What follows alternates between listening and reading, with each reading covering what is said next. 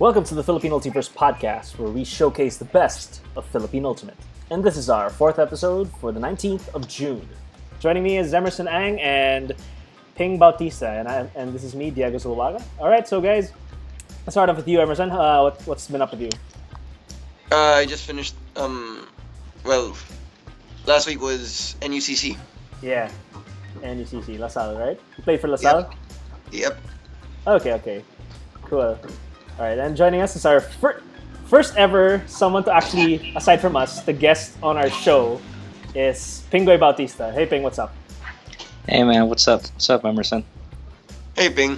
Alright. Yeah. So Ping, what's up? What's been up with you lately?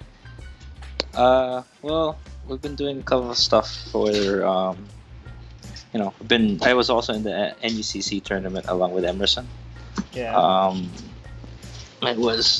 I was playing and also coaching at the same time. Wow. Doing both. Very good. Yeah, good tournament. Good turnout last week in the Greenfield city. Oh yeah. Sports fields. So yeah, I've been busy with that. Along with that, preparing for the upcoming tournaments this coming weekend. Yeah, I know there's a lot coming up. Yeah, and apart from that, we've got the U23, to the two U23 national teams going to London later in July. Nice. Yeah. All right. So let's begin with the show. Let's take a quick recap of what happened last weekend. As we said, NUCC. So, guys, since you guys played in the tournament, how was it? Like, how did your teams do? How did you guys perform personally? Ping, maybe we can start with you. Well, yeah, like I mentioned earlier, I was both playing and coaching during the tournament. Both the teams I was coaching did pretty well in the high school division. Southridge Admirals placed second, while Hydra placed third and went home with Spirit Award. So Wow. I'm pretty happy with their development. Again, learning process for both teams. As a player, I played for UANP, my alma mater, and we beat our seed from last year. We were 10th last year, and this year we made it to the top 8. We placed 8th. We didn't win any of our games in the second day, but given with a roster of just 9 players, I think we did pretty well for a 9-man roster, and we placed 8th. So very tired, but at the same time very fulfilled and satisfied. Yeah, I noticed. I was watching your games. I noticed kind of like it's like, yeah, you guys had a small roster, but you guys handled yourself pretty well despite the number. Yeah, we played a lazy D and a lazy offense, and it pretty much did justice to us. We were working to just as slow as possible, and we're just clogging everything down on defense. So can't really complain about that. Oh, nice. Cool. Okay, so how about you, Emerson? How was your NUCC experience? In terms of tournament competition, all that, it was a really nice tournament. You had fair play, you had amazing highlights and all that, but personally we didn't perform as well as I think we should, or as well as we could have. Yeah. So kind of disappointing, but yeah, breaks of the game, it happens. Okay. Did you ever go against? Go against? Oh my god. Oh my god. Okay, wait. Just so everyone knows, I think our guest kind of disconnected. So we'll finish up with we'll go to a commercial break. Don't go anywhere. We'll be right back. Hello and welcome back to the Philippine Ultiverse podcast for the 19th of June. All right, so we're back from a commercial break. We had technical difficulties, but anyway, let's get back to it. So now what we want to talk about, as Ping mentioned earlier, is the U23.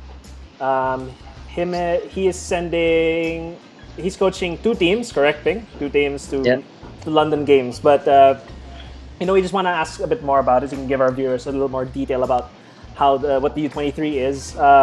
So what can you tell about U23? Like, how did you come up with the idea of forming, a team to represent the country in London? Well, actually, it wasn't really my idea.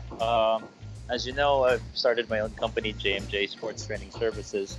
Okay. And we were focusing more on just running tournaments and educating and spreading the game of Ultimate to high schools and to clinics in the corporate sector. Okay. I was approached by several players during the month of March, right before the WENGMAN Baler. And they were telling me that they wanted me to be the coach of the national team. And I told them, we're really running out of time, because usually for these things, it takes at least half a year to prepare. And we were running on less than half a year, I think. So we were able to pool ourselves together, and we held tryouts where we had more than 100 participants join. We had 3 legs, 2 in Manila and 1 in Dumaguete. And from those tryouts, we were able to select 40 players. That is representing 2 teams, 1 in open and 1 in women's, 1 in mixed. Oh, okay. Like, could you name a few of those who you said approached you for this idea? One of them was Isa Chua from Sid Vicious. She was one of the players that was very passionate in getting us to go, and she was one of the people that was persuading me, aka forcing me to do this program. At first I was very hesitant because of the amount of time that we had to prepare for it, and the funds. One of the biggest issues that we're having in this tournament is it's really the monetary amount that it's going to cost. We're looking at around we were initially had a budget of 150,000 pesos per person, and we were able to bring it down to 128. Wow! And that's for the entire stay, and that's for all the tournament and all the water you can drink. so when I first signed up, I said, okay, tournament registration fee is the X amount, and I said, okay, so what does that come with? How many is that this with a disc, like what we're used to having in Metro Manila tournaments? And they were like, oh no, you get water. And like, what? And I'm like, what about ice? He goes, oh, you can get ice if you're injured. You can get it from the medics. So I'm like, oh my god! So basically, just water and playing Ultimate for 5 days straight. Not even food. No food. Sorry, Diego, no food. Oh no! But I gotta say, when you're in London, when you go there, you have to try the fish and chips. That is like the best. But that's the only thing. That's the only thing. But again, one of the goals of the team was really just to go there, make the Philippines represent the country, and get a higher learning of how Ultimate is played in other countries in this demographic, in the under 23 division. We've been so used to sending open and mixed teams in higher divisions. We sent a team to Japan 2 years ago, when we sent 4 teams to Dubai for the Beach Worlds earlier this year. So we were saying, hey, it's time to represent the youth, or the under 23s. So this is one of the reasons why I also decided to tag along and help with this program. Oh, great. So how is the team so far? I mean, I noticed that you guys have had a lot of training lately. Basically right now, I mean, with the amount of time and the timetable we were working with, is that everybody was preparing for nationals, which happened last month in MacLeod. And given the number of players that we were selected, majority of which coming from the Division A teams which were going to MacLeod, I advised all players to do training on their own. This is for conditioning and whatnot, and focus more on their club teams. Again, my goal was not to take away these players from their club teams, and told them to focus on nationals first. And after nationals, we started focusing and practicing more regularly. And so far, the basic thing that we've been working on is really team chemistry. The skills and mindset is something that is already has a basic foundation. What we're working on right now is more on team chemistry and mental toughness. Because again, we have to remember that London is a 5-day tournament, and we're looking at 2 games a day, but they're 90 minutes long, race to 17. 17. Yeah, so it's like basically playing a finals game. Oh my god! Every game, yeah. Emerson, most of the people who are in the U23 team that you've played with, they're in kind of your age brackets. Like, what's your take on how you played with them? They're a very athletic bunch. Looking at the roster, you have a good mix of cutters, good mix of handlers. So it's gonna be pretty interesting to see how they all like mash in together. You're 25, right? That's why you didn't join. 24. Oh, sayang. Okay, well, so so back to the U23 Ping. Like, what's been the hardest parts? When putting a team together, aside from the financial, putting all that, financial aspect. What could you say it's the other challenges you have to face? Well, it's basically getting it's a melting pot. Like, again, we're used to a lot of players with different roles and different responsibilities in their home clubs and their club teams, and trying to get them to fit in new jobs and new roles.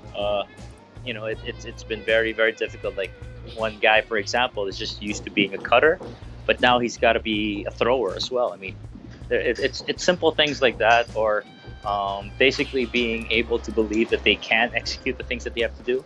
One of those things is just basically making footwork passes, not hesitating with throws. Okay. Yeah, but again, it's something that I've seen good progress with. The team picks up things very, very fast. Again, it's easy because all these guys are, some of the best players in their age bracket, in their age division. Part of the selection process was looking at the performances in tournaments that cater to this demographic, like NUCC, as well as the Philippine Ultimate Little League, or PUL. We were looking at the players that were doing well in both of those tournaments, and that helped us a lot with the selection process, as well as getting tips from other coaches and other players from the provinces that could vouch for these players. We've got several provincial players, 5 of which are from Subic. One is from Panay, which is in Iloilo. Yeah. Wow. So it's not I'd like to say that it's not a completely 100% Metro Manila-based team, but we've got some provincial support. We got almost a line. That's good. Provincial players. Yeah. Okay. Ping. Yeah. What's up? Looking at the rosters, could you tell us who are the captains of each team and maybe your standout players, or who you expect to really excel in this tournament? What we're looking at right now, basically, for the line cap, the method of which we are leading the team is we have line captains. Basically, these are the players that are acting against point guards, or they break down the play before they raise their hand on a pull or before they make the pull. So we've got line captains like Isa Chua, Anjo O'Malley, Jom Titular, Matt Crespo, JB De Vera. But we've also got breakthrough players that are acting as captains all around, like Jacob De Leon and Matt. So it's just a mix of those guys and helping direct the team to the things that they have to do for every single step. Again, one of the things that I teach these guys, or trying to teach these guys, is you can't just have one option. You've got to have several, because that option that you're planning for might not always be there. Like, for example, you set an offense for a vertical stack, and the people that are marking you flow a zone defense on you. So what do? You've got to change up your offense at that moment, and that's the job of the line captain to be able to decipher, see, and address and attack the weak points in that defense, whatever it may be. So that's one of the things that we've been trying to work on, basically. Not how to throw, but what kind of throw to make at a different situation, or different situations. Yeah. Oh, great. Well, from the looks of it looks like they're well. From what I've seen, you've had several tournaments before, and you have upcoming tournaments all that time to train. So, all in all, what's right off the bat, what's your predictions for the tournament in London? I mean, how do you think we're gonna do? Oh, definitely we'll make. There are some teams that I know that we're better than, but there are also some teams that I know that are better than us. Again, this is something that we want to charge the experience, being the first ever team in this age division to go. I told my players, let's be realistic and let's try to, get the most out of this experience. I mean, I was fortunate enough to be one of the players to be in the first Philippine national team. And we didn't really do well, but we went there for the experience, and as the flagship team, meaning the first team ever, we're bound to make a lot of mistakes. But again, like I tell them, you don't win, we don't lose, we learn from this experience. And a lot of the players are still in their early 20s, or if not in their 18s and 19-year-olds. So they're going to be definitely playing and continuing with this program later on in their years. And in 2 years' time, they will be representing U23 again. So, I'm very optimistic about this. This is something that, there's nowhere to go but up. Since this is the first time for us to do it, I'm not expecting a lot. But at the same time, I'm very excited with what these guys can offer, because these guys are good. And I'm very happy with the turnout and the players the commitment they've been doing for the past 3 weeks that we've been training. So we'll see. I'm just as excited as you guys are. Yeah, we're very excited for this one. So we can't wait till July, right? July is July 12 to 18, St. Albans, London. Yeah. What's up? We'll definitely be. Hopefully, I heard down the grapevine that Sky Magazine will be live streaming some games. So hopefully, I saw the feed of that. You can catch some of us. You can catch some of our games. Yeah. Or at least one of our games. Either open or mid. Yeah, I'm for sure maybe one at least. But we'll be looking forward to it. Maybe you can give us regular updates while you're there. Yeah, that wouldn't be a problem. Yeah. Right. So thanks so much again for that, Ping. Now we know a little bit more about U23. But maybe we can move on to, since July is coming up, July is coming up, and we got several other tournaments set, which is actually under JMJ. So it's this weekend already. Yeah, this actually not in July, in June. But June, sorry. Nice that you brought up. No, nice that you brought up July, because there's also another event there. But basically, June 21 to July 18 is the 2015 Gender Bender, which is basically on an open and women's division. It's a 5-weekend tournament for. Again, it's acting as a tune-up game for the open and mixed team that we're sending to London. Mm-hmm. The Division A teams will be playing and simulating world's level games, meaning 90 minutes long, 17-point cap. While the lower divisions will be having regular games, and this is just a warm-up for the mixed and the open division team. Same format for everything. After that, on the 26th and 27th of July, we'll be having the 3rd annual WENGMAN Cup, which will be happening in Greenfield City. Mm-hmm. This is the 3rd installment of one of the sought-after tournaments by a lot of Metro Manila teams and a lot of provincial teams, for that matter. Word on the street is our friends from Davao and Dumaguete are planning to come over and play. Really? I'm very excited to have them. Yeah, well. Don't quote me on that, but I heard it down the line. We'll see. We'll see if they come over. But that would be very nice if they do come. We've after nationals, it was just a huge success by the PFDA board. A lot of provincial teams came, and it definitely shows that there's so much talent in provinces. Yeah, for sure. So having teams from those two provinces will be very, very good for the community here in Metro Manila. Yeah, I'm pretty sure a lot of players and spectators are going to be excited with a lot of layout grabs. Oh yeah, it's always good to have the provincial teams come over. It's always a treat to watch. Yeah. Yep. Yeah. Emerson, you'll be playing for the next couple of tournaments, right? Yep. Who are you playing for? Well, for Gender Bender, you'll be playing. For Gender Bender, I'll be playing for Alabang Boys. Okay. How's it looking so far? You guys are training? Of course not. We just plan to go there, compete, and see how it goes from there. Okay. How about WENGMAN? Will you be in WENGMAN? If all goes well, then I'll be playing for Sid, most likely. Sid Vicious. Okay. Since I know you're the one organizing the tournaments, will you be playing yourself? I don't know. That sometimes in order to run a show, you can't be part of the show. it's a lot of work to be able to organize and run at the same time. Especially with these with tournaments this big and this long. The last two weekends of Gender Bender, I will not be there. I'll be in London already. We'll be leaving for London on July 9. So we're asking help from some cooperators and some support from our J&J staff to be able to run this tournament on their own. But you'll probably see me play a point or two when I'm not too busy behind my laptop trying to fix the schedule or seedings or whatnot. I'll be honest, I'm still not done with the schedules. So I had to cut my busy schedule to make time for an interview with these two lousy, reporters. Yeah, so, these reporters are horrible. Yeah, but I'm surprised. Yeah, I know it was like you have over 30 plus teams joining Gender Bender. It's like a lot. Yeah, we got 30.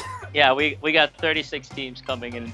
It makes it hard as the players want to be in different or specific divisions. When you look at their roster, you know that they're better than that, but they want to be in a certain roster. I'm not gonna name names. I'm not gonna tell anybody, but it's just a matter of trying to please everybody. I mean, that's one of my goals as a organizer, not just with JMJ, but when I was working with MMEC and the PUA, is making sure that the people get what they paid for. I mean, and try to satisfy each and every person that joins the tournaments.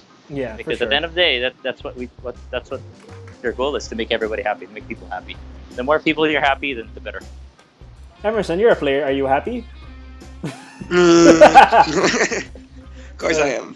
I mean, it's really hard to organize these kinds of events, so you have to really appreciate what the organizers do behind the scenes. Oh yeah, for sure. It's something that sometimes people tend to overlook, that the organizers put a lot of blood, sweat, and tears into this. Yeah. Anything else? You're saying? Go ahead. Sorry. No, especially I just wanted to point out, especially those people that don't get paid to do this. I mean, It's a very taxing job. It's a time-consuming job, and a lot of people, especially those that have been part of the board in the past and those in the current board right now, it's a non-profit job, and it takes up a lot of time. So I always tell people, if you got a problem or you got an issue with how things are run, don't complain. Run for board and see it for yourself to know what exactly it is to do these things. And then maybe you'd realize that before you open your mouth, you'll look at the work that these people put into it. Yeah, and that's all boards in the past, and all current boards and all future boards. It's a tough job, and it's a thankless job, as people can say, and it's a not paying job, but somebody's got to do it. Somebody's got to do it. Somebody's got to do it. Yeah, sometimes I just decided to rush away from that. Having 3 kids is really hard. Oh yeah, I'm sure. But at least now everything's turning out well so far. But some people really tend to overlook the effort that organizers from wherever organization, when they put up a tournament, people gotta appreciate what they do. Yeah. Emerson, would you like anything else to add? No, I'm actually pretty good. So I guess there's a short wrap up of everything. Yeah. Thank you very much, Ping, for guesting with us today. Hopefully, not a problem. For the next few episodes, and we do a daily thing for daily update for Worlds. Yeah, I'd like to have that. I just would like, hopefully we can be on the same time frame. We've got a huge time difference, but we'll see. We'll work something out. I'd like to give a report, a daily report on what's going on with the teams. Yeah, that'd be awesome. That'll be fun. Yeah, that'd be great. But yeah, also for everyone who's listening now, thank you so much for listening. You can always give us feedback. Let us know what you think of the show. If you want to give us money, that would help to sponsor the show. All right, but yeah, thank you so much. Don't forget to like, favorite, and subscribe to the Philippine Ultiverse for more updates, for more news, for more podcasts, soon to come videos. Oh yes, which reminds me, soon we'll be coming out. Ping, you'll be coming out with the B-League 2 and Greenfield Invitational cover videos of the finals, correct?